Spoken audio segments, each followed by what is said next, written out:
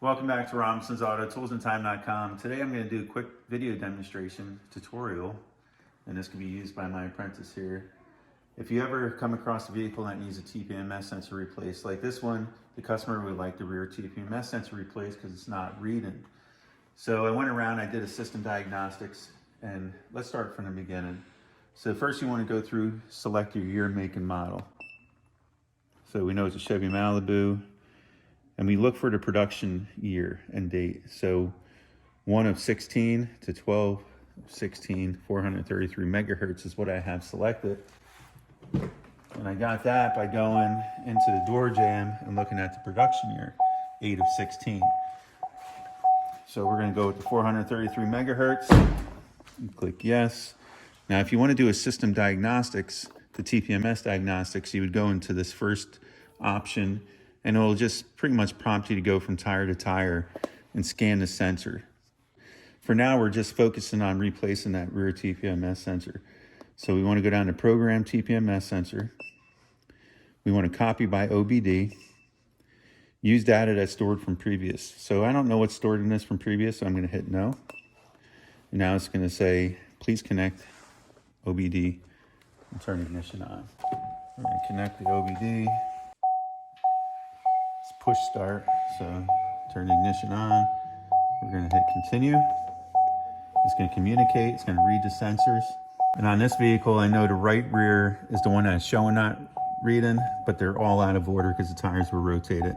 I'm going to copy what the computer is going to look for into a new sensor. That way when I install it, I don't have to do anything else to the vehicle.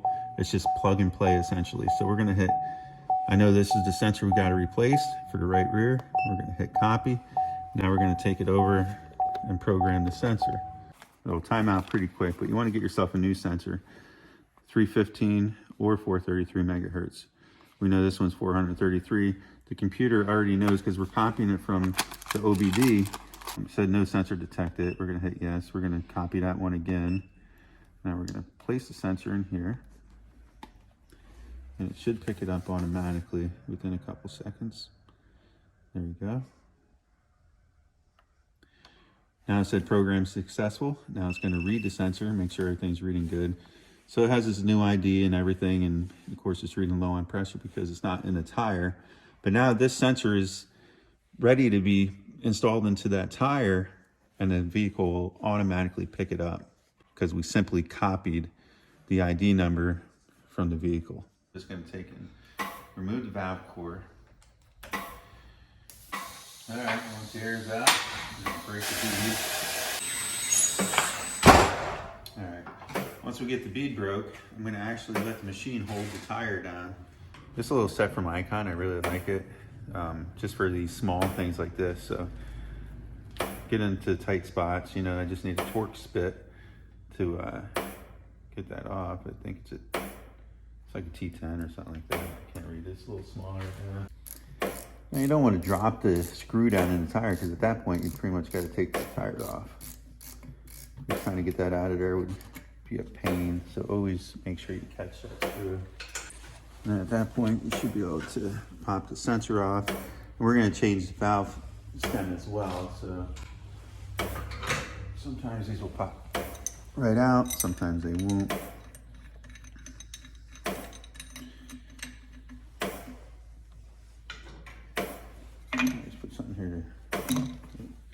That one popped right out. And also when you're pulling that valve stem out, hold your hand underneath here because sometimes the little rubber can break off the bottom, and you just want to save yourself some work. So we're going to take the cap off at this point. We're going to leave the sensor attached.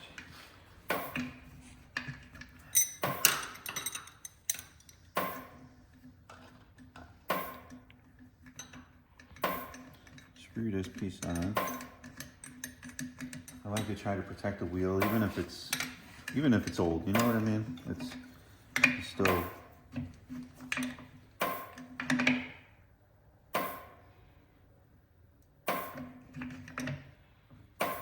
Okay. And while you're looking underneath, you'll see it.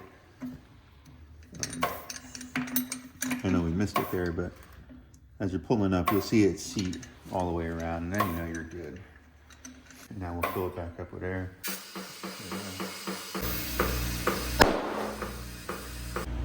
Saying you had the rest of them at 38, so I just set this one at 38. Check your work.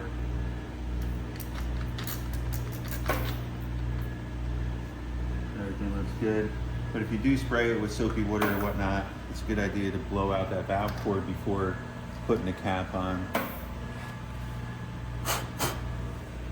You don't want it freezing in there. Maybe out of courtesy, we'll take and balance it. We'll save that for a different video. All right, wheels back on. It's torqued to spec. Vehicle should pick it up on its own since we matched what's in the vehicle.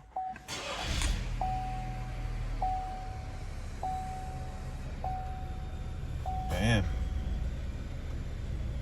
Now she's reading.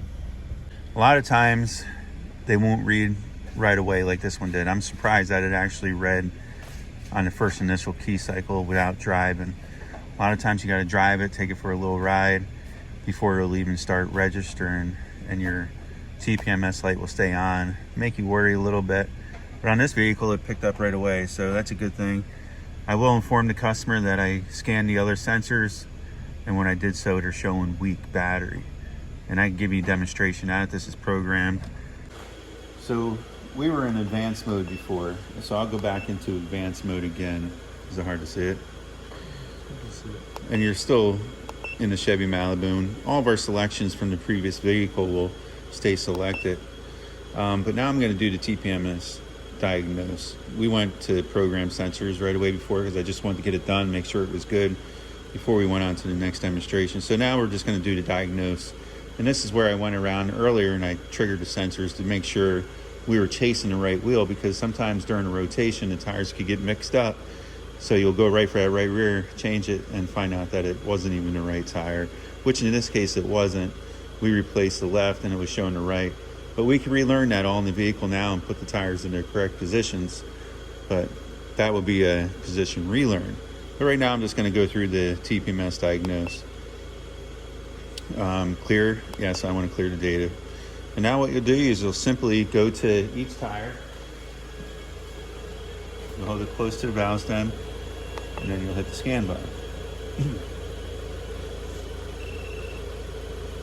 And this is what I was mentioning earlier. You can see that it's showing that the battery is extremely low.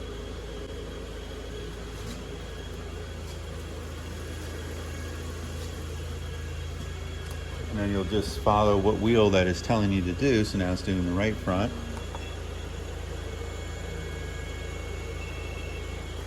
Same thing on this one, low battery.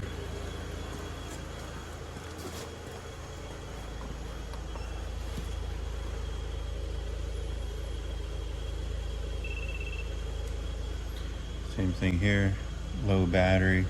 And now we're gonna check the one that we just installed.